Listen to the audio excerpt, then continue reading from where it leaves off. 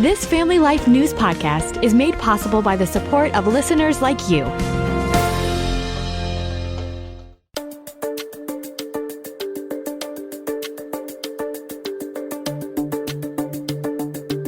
Listening for the heartbeat of the gospel.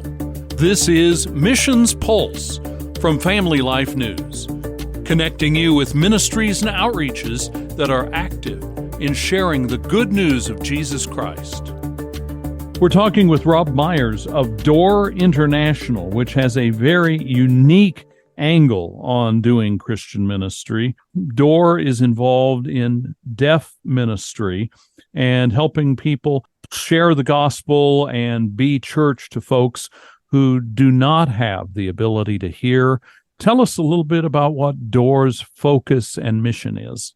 Sure. Thanks, Greg. So Door primarily focuses on deaf people as an unreached people group. What many people don't realize is that there are 70 million deaf people worldwide, and very, very few of them, even here in the U.S., have access to the gospel and know Christ. Some of the estimates are that less than 2% of deaf people are believers, and that often surprises people.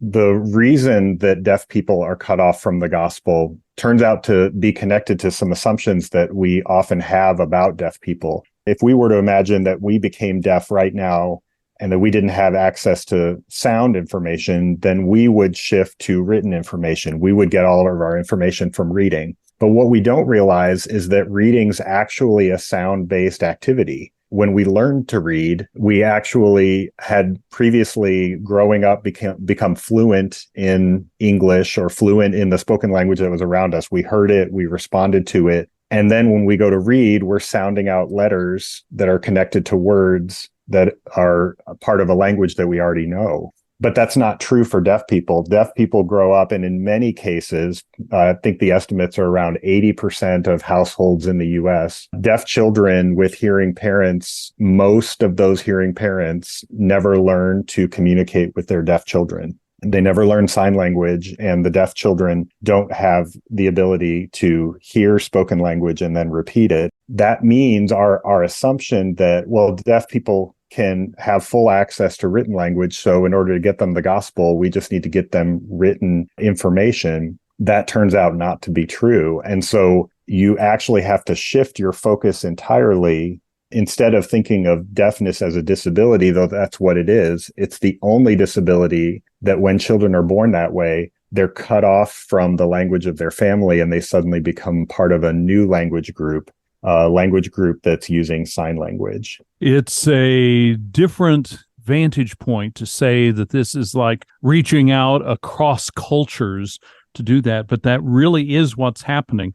I can imagine many of our listeners being shocked, being surprised, being horrified that among deaf people, only 2% faithful disciples of Jesus Christ. That's right. And right now, to add a little bit more picture, if you think about deaf people mostly only having access to sign language resources, then you may ask, for example, well, do deaf people have access to the Bible in sign language?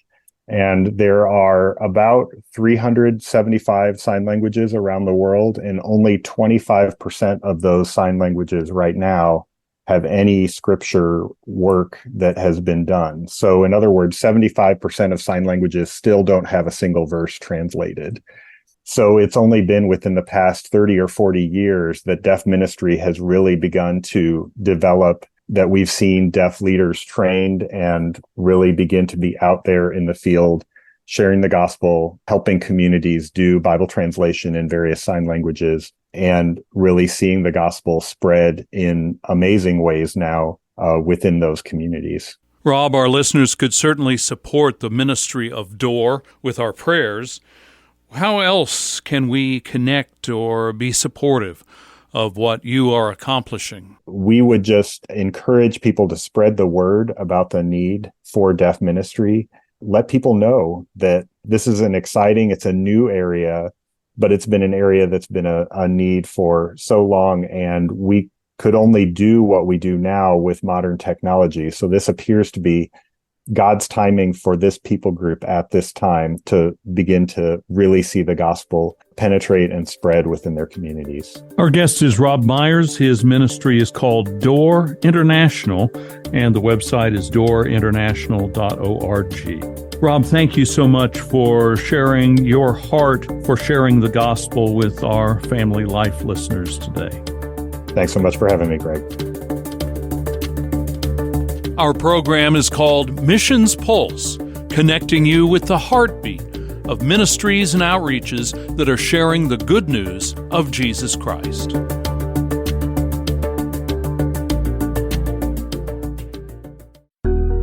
Thank you for listening to this Family Life News podcast. If you've been encouraged by what you've heard, please share it with others and click the subscribe button to automatically receive future episodes. Family Life is a listener-supported ministry. Podcasts like this are made possible by your financial partnership.